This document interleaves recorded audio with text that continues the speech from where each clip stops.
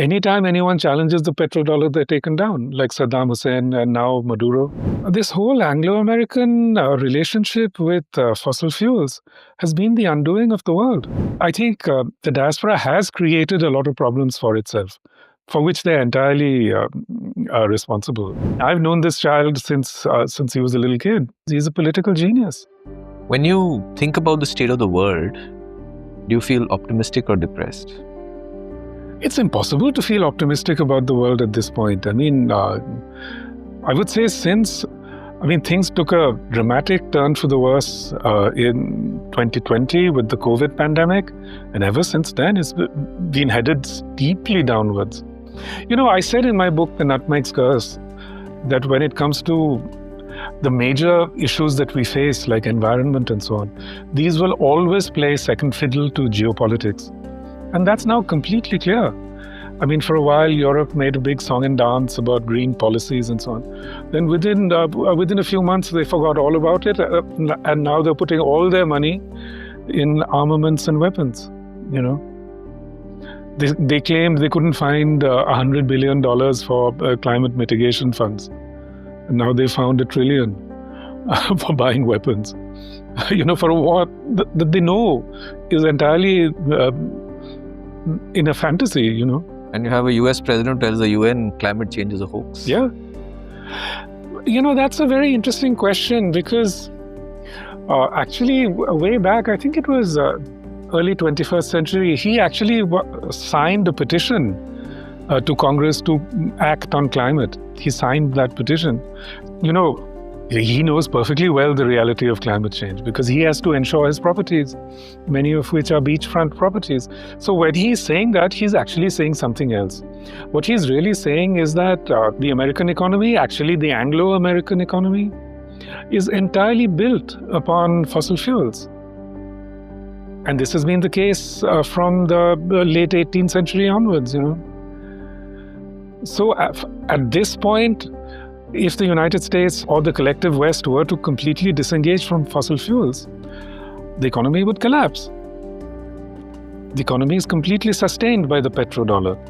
Anytime anyone challenges the petrodollar, they're taken down, like Saddam Hussein and now Maduro. You know, and he's made it perfectly clear he wants to hold on to the petroleum reserves in Venezuela. So, you know, it's a real catastrophe. I mean, this whole Anglo-American relationship with fossil fuels has been the undoing of the world. Essentially, it's the undoing of the world. And now it's a flailing, thrashing empire, just lashing out in all directions to keep the fossil fuel economy going. At the same time as China has moved so far ahead on alternative energy. So whether they like it or not, they cannot preserve the fossil fuel complex in the long run. And, you know, as they say that a giant becomes most dangerous when he's about to fall, this is what we are seeing. So, you know, Monty, Shoma, Dinu, Pia, you know, you're all sort of representatives of the transgenerational ties that Indians have had with the US, people-to-people ties and all of that. How much of a danger is Donald Trump to that? Well, I've seen many articles coming out of India talking about how, the Indian diaspora is in trouble, that they're hated and this and that. I don't think that's the whole picture at all. Because if you look today, I mean, when I first went to America in the late 1980s, there were no Indian politicians. Certainly there were no Indian politicians in Congress or the Senate or anywhere. Now, one of the most important politicians in America, Ro Khanna, you know, there's just so many of them, you know. You can't even count. I mean, there's so many. And they get elected, re-elected regularly. Kshama Sawant in Seattle, she's enormously popular. So it's a very, very mixed bag. You know, and again, the Indian diaspora has been so fantastically successful also in some way in America. All these CEOs and so on. So I think one shouldn't overinterpret it. I think there's a danger there as well. I think the diaspora has created a lot of problems for itself, for which they're entirely responsible. So, I think it's a very mixed bag. It's not a simple picture. I mean, if you consider that the most astonishing political phenomenon, really of a lifetime, is Zohran. And Zohran's mother and I grew up together in Delhi, I've seen him since he was a little child. Speaks fluent. In New York, of all the places, I mean, it's amazing. Really speaks of for the city as a whole. It really does. It really does.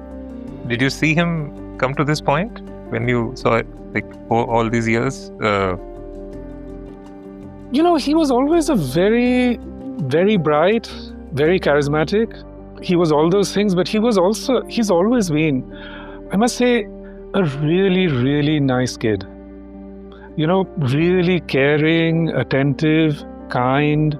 The way he used to look after his grandfather when he was frail and old is very touching. He's a beautiful soul, really. There's nothing else you can say. But that he also had this steel within him, that I wouldn't have imagined. It's strange. I mean, I've known this child since he was a little kid. And, people like me, we like to think that we know about politics and all that. And all the while, none of us imagined that we are living beside a political genius, which is really what he is. He's a political genius. And, his charisma, everything, that one knew. But what he's shown really in these last few months is also how incredibly competent he is, which is a different skill altogether. The competence with which he's managed the transition, with which he's put his teams together. I mean, I remember Eric Adams's transition. God, it was just a picture of utter chaos and incompetence. And compared to that, the way Zohran has managed this transition is unbelievable.